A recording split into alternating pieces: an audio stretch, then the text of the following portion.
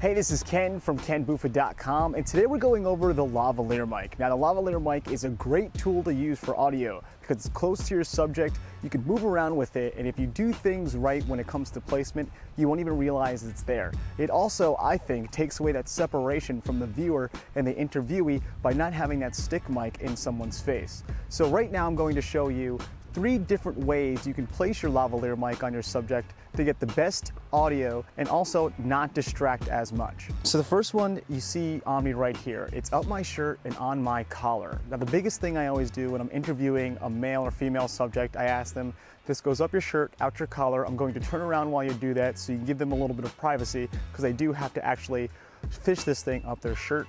Then it's attached right there to their collar. The second way I like to do it is if their shirt is tucked in, I like to go around the back and then underneath the collar, clipping it right on to the actual collar. Thirdly, if they're wearing a t-shirt, I like to put it up their shirt, out their collar, but a little bit to the right or left. I don't like a dead center because I think that is kind of distracting when it comes to watching an interview.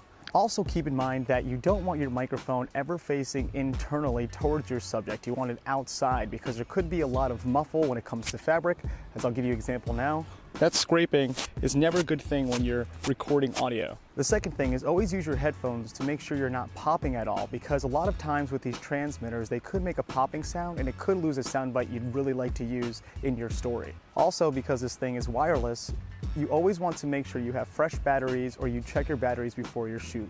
The last thing you want to do is get this great interview and then realize you can't continue because you ran out of juice. So lavalier microphones, when you can, are a great tool to use when capturing audio. You can follow your subject around.